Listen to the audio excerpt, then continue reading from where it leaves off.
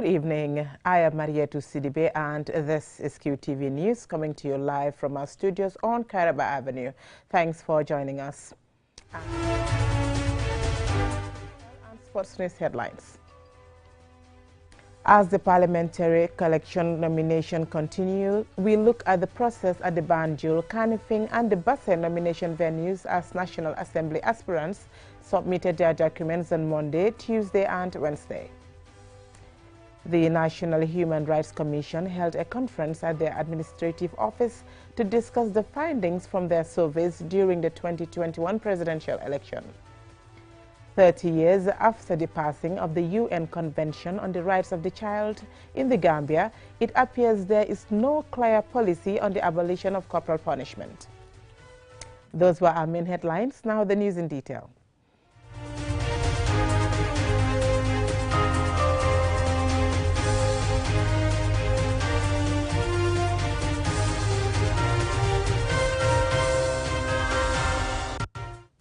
As the parliamentary election nominations continue, we'll look at the process at the Banjul IEC nomination venue as National Assembly aspirants submitted their documents. Our reporter Omar P. Jallo observed it all and he tells us more. On the fifth day of candidate nominations for the National Assembly election, aspirants for the NPP, NRP and NUP were scheduled to submit their nomination papers. However, only the NPP aspirants did so, as the other two parties did not put up candidates in Banjul. The two NPP aspirants are Usman Abu Wada for Banjul South and Samba Njai for Banjul North. Accompanied by their wives and party supporters, both aspirants submitted the required documents, which will be scrutinized by the IEC panel for verification. Suleiman Juf is the returning officer for the Banjul administrative area. You can see amongst the documents that you have submitted here is the Code of Campaign Ethics. You know, campaign is very, very important in our electoral process. So by the time you signed this form we talk of as being the Code of Campaign Ethics, you are required, you and your followers are required by law to go by the provisions of that because of it is law. Departure from it will lead the IEC to penalize any person or any candidate that departs from it. Both aspirants expressed optimism about winning the April 9 election and promised to work in the interest of the electors and the country. Are you optimistic, knowing that you're going to face other party candidates who, the likes of Usman Silla? Yeah, I'm very optimistic because this is the team that campaigned for President Barrow, and I was part of that team together with all these guys, Alaji Silla and Alaji Job and others. So we were the same team, and the same team will be our campaign team again. So just campaign peacefully and come out in numbers and vote for me come April 9. Yeah. I can assure you I'm over-optimistic in the sense that, let me just put it this way.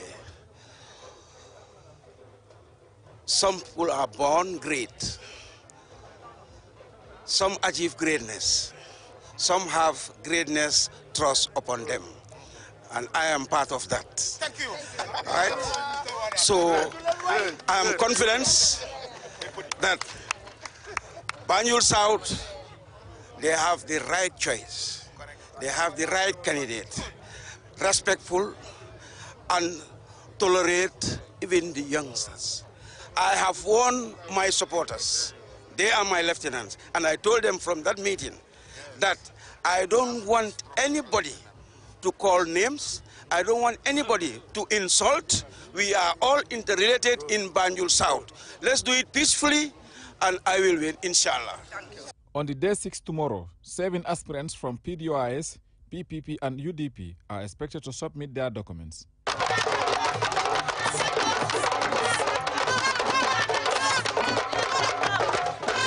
Reporting for QTV News, I am Omar P. Jallo. We also observed the parliamentary election nomination process at the IEC nomination venue in Kanifing, where 5 NPP National Assembly aspirants submitted their documents. Our reporter Ajibintu Drame was there and she tells us more. Of the 5 aspirants from NPP, 2 are running for re-election. Ahmad S. Lee, the aspirant for the Serekunda constituency, has worked at the office of the Ombudsman as a regional senior investigator for almost 13 years. He met the major requirements and was given a checklist, which will be scrutinized for verification. He says part of his plans include supporting women's empowerment, health, education, and national development. Honorable Seku Marong, National Assembly member for Latrikunda Sabiji, is vying for re-election. Honorable Marong was a member of the UDP, who has now joined the NPP. Unfortunately, Honorable Marong came to the IEC office without his declaration form and was asked to go and bring it, which he did and was given a checklist to wait for acceptance after verification. Mustafa Low, the aspirants for Serekunda West, Honorable Fatu K. Jawara, Namfa Talinding and Asan Damfa, the aspirant for Bakau, were all given a checklist and are awaiting confirmation of their acceptance. Ajibintu Drame, QTV News. The IEC officials in the Upper River region on Tuesday received 2 nomination documents for 2 aspiring candidates from the Gambia Moral Congress in Basse Mansajakunda. Fodemane reports. The National Assembly aspirants who submitted on Tuesday includes the Gambia Moral Congress party leader, Mai Ahmad Fati, who is now seeking a seat in the National Assembly for Woolly West constituency.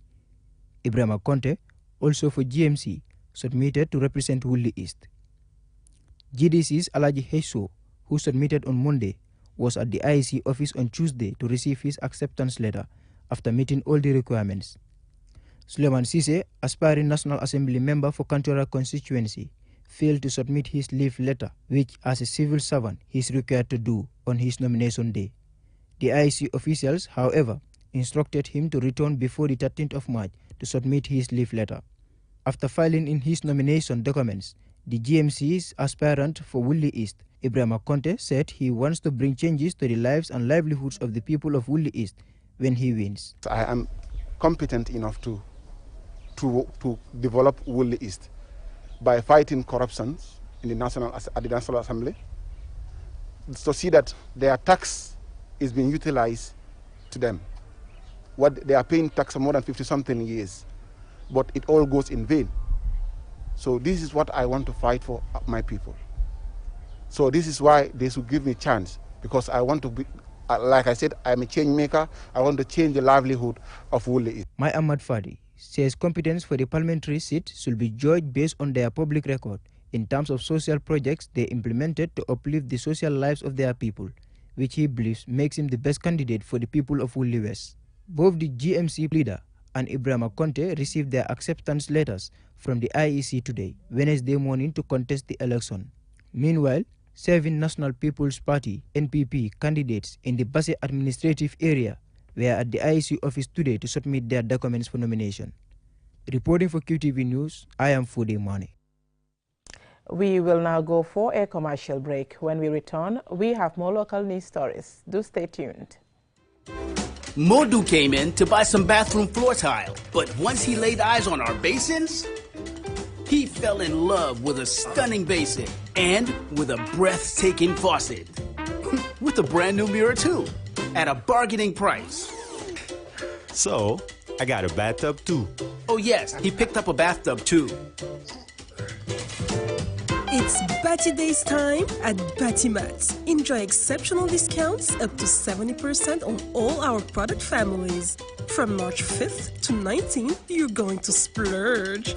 Battymat, everything for construction, from foundation to finishing. My name is Aissatou Jawara. I am the Managing Director of Ajib Bank Limited.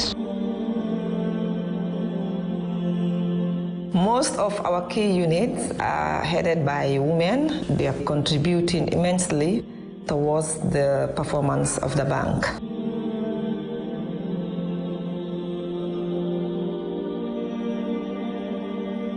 There is no secret to my success. I love what I'm doing, and as such, never take no for an answer and always go extra mile to achieve my goals. So our wonderful and hard-working women out there, you are all doing a great job and we are extremely proud of you. Let's push and break the barriers for a more inclusive society. Happy International Women's Day.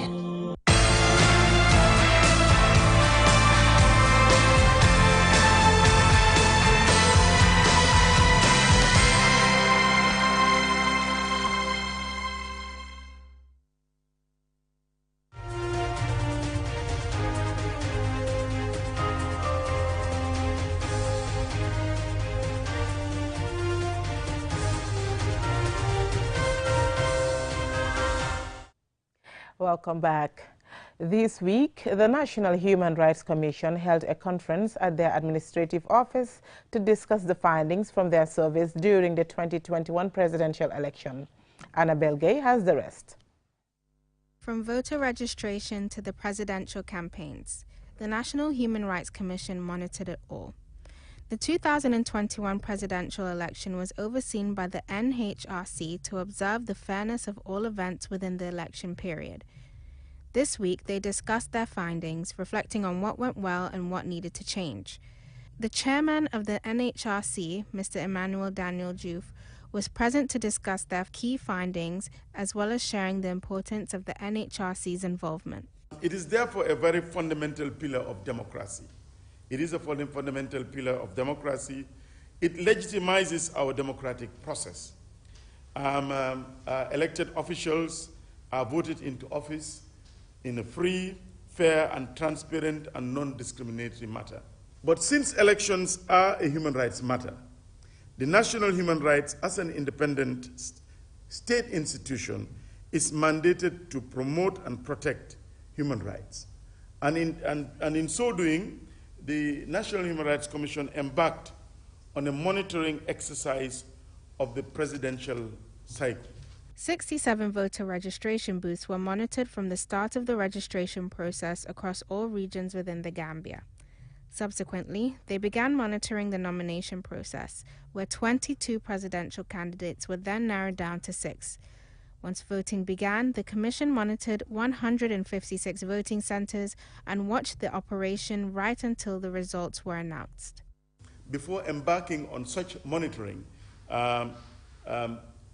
we're involved in capacity building training for our commissioners and staff that was conducted by the Office of the High Commissioner for Human Rights. Training of National Human Rights Commissioners and staff, and also CSOs by the Office of the High Commissioner for Human Rights on election monitoring wearing a human rights lens. You will therefore discover that the checklist and the guide that was used by our staff and commissioners was influenced by the training that we had, which assisted us in our data collection, with the interviews that we conducted, and also with the observations. The NHRC report addresses factors such as the lack of accessibility for disabled individuals due to the absence of sign language interpreters and wheelchair-accessible voting centers, as well as a lack of adherence to COVID-19 guidelines. The NHRC recommends the Independent Electoral Commission enhances compliance with the human rights standards and laws. Within the report, there are checklists created to prevent these lapses in the future and to address the challenges and flaws identified across the whole election process. Currently, such a checklist is mainly for monitoring, but could eventually serve as guidelines for all campaigns, voting, and registration stations. Reporting for QTV News, this is Annabelle Gay. 30 years after the passing of the UN Convention on the Rights of the Child, only 8 African countries have made corporal punishment illegal. In the Gambia, it appears there is no clear policy on the abolition of corporal punishment. Abibatu Sise finds out the alternative disciplinary measures to corporal punishment in Gambian schools. Corporal punishment in schools is a disciplinary method in which a supervising adult deliberately inflicts pain upon a child in response to a child's unacceptable behavior. The near universal acceptance of a certain degree of violence in childbearing necessitated clarity in law that no degree of corporal punishment is acceptable or lawful. Mohamed F. Jabi, chairman of the Conference of Principals of Upper Basic Schools, says the Gambia government and NGOs intervened to ban corporal punishment in schools. He adds that his school has adopted a participatory approach whereby both students and parents are involved in making the rules for children to follow. If you don't automatically just don't behave to accept the rules, we can say, okay, you can go and sit home for a week. You should not, let me tell you, that's even more torturing than beating itself. Don't you know? They are so embarrassed about that such a way, they may not even like their parents to know. We have 2,700 children coming to 3,000 children in the school. Coming to 3,000 children in the school. How would you allow a child who will be violent on other people, particularly the female gender? We can't allow that. Corporal punishment can lead to poor attention of students, school avoidance, or phobia and poor school achievement, among others. Ade Drame, head of news at QTV, says growing up, corporal punishment was the norm and was seen as the only way to discipline students. He adds that behaviors such as speaking loudly in class, coming to school late, or even speaking the local language was punishable. He explains his personal experience of corporal punishment. He'd beaten me and some friends of mine for, I can't even remember what the original caning was for, because usually it's always something minor and inconsequential. But as we were all going back to our desks, all of my friends who had been beaten, they were all crying. I wasn't. And so I sort of did this with my shoulders. I kind of shrugged my shoulders as I went back to my seat. And so he called me, he said, "Darami A, come here." And as I went towards him, he just went and hit me across the face, cut my cheek and cut my ear. I just quietly went back to my desk, picked up my books, and I went and saw my father. And my father came, found out what had happened, and told the headmaster. And Mr. Cole was forced to apologize to me in front of the class. Daniel Mendy, the principal of St. John's School for the Deaf, explains the methods used to discipline students at his school. We encourage dialogue. That's an ultimatum to bring about peace. So once there is that dialogue, they come together, they hug and say to each other this. When they tap the chin, they're just simply saying sorry.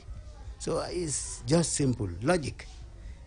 Unless if it is on serious occasion, then we invite the parents. If it is necessary for suspension, then we just give it 1 or 2 days, and just to limit absenteeism. Research has found corporal punishment being used in 70% of schools in the Gambia. Considering the theme for the Day of the African Child 2017, the global initiative called on African governments to fulfill their obligation under international and regional human rights law by enacting legislation to prohibit all corporal punishment of children and ensuring its effective implementation in the best interest of the child. Many African nations have yet to heed to that call. For QTV News, I am Abibatu Sise. The National Association of Artisanal Fisheries Operators, NAFO, on Monday held awareness training for fisheries staff and fishers on fisheries legal instruments and associated regulations on the management of small pelagic fish. This story by Abibatu Sise is narrated by Babukar Sise. Preservation and conservation of fish is important because fish is a staple of the Gambian diet. The forum is meant to create awareness on the various laws regulating the fisheries sector. This includes the Small Pelagic Project for the development of an excerpt of the legal instruments in English and Mandinka for proper understanding and management of fisheries resources. Omar Sise, the PRO of Artisanal Fisheries Association, explains the importance of the training. Fisheries regulation be, and act be, and amendment regulation be, yep. The Fisheries Act, regulations and amendments are important to know as a fisherman. It will help us to know how to fish responsibly as well as how to handle fish. So the training is important. Fatou Per Choi, the president of the National Association of Artisanal Fisheries Operators, NAFO, says the socio-economic benefits of fishing can only be achieved and sustained when there is effective promotion, protection and management of small pelagic fishery in the country. Our gathering here today is the result of continuing VAVA small pelagic support to NAFO through PRCM. I wish to thank both PRCM and MAVA to their initial support to ensure responsibility fishing to the pelagic fishing resources in West Africa. Specific thanks to the Director of Fisheries and Minister of Fisheries for the opening policy to artisanal fishers. Babanding Kanyi, a fisheries officer, says the fisheries sector creates employment for many Gambians, which contributes immensely to economic development of the country. Mr. Kanyi adds that the training will help in the protection and effective management of small pelagic fish. The fisheries resources are declining all over the world, and in the Gambia particularly. The legal instruments are important for protection and conservation of the fisheries resources. Execution of the Act and implementation of the regulations will serve as a safeguard for the Gambia to manage the fisheries resources more effectively and efficiently. Small pelagic fish are a group of small, often schooling species that eat microscopic plants and animals drifting near the ocean surface. The group consists of different types of fish, and common species include herring, sardines, and mackerel. Small pelagic fishery is best managed by limiting catch taken in the fishery, irrespective of the number of size of vessels that fish, and by regulating what fishing gear can be used. Many families in the Gambia depend on fish for their diet. Therefore, controlling and regulating fishing will help prevent fish shortage and ensure availability and affordability of the stock in the markets. Babukar Sise, QTV News. Before we end, here is a recap of the main headlines. As the parliamentary election nominations continue, we look at the process at the Banjul, Kanifing and the Basse nomination venues as National Assembly aspirants submitted their documents on Monday, Tuesday and Wednesday. The National Human Rights Commission held a conference at their administrative office to discuss the findings from their surveys during the 2021 presidential election. 30 years after the passing of the UN Convention on the Rights of the Child in the Gambia, it appears there is no clear policy on the abolition of corporal punishment. That's all we have for you in this edition of QTV News. Join us at 10 for another bulletin. Thank you for watching.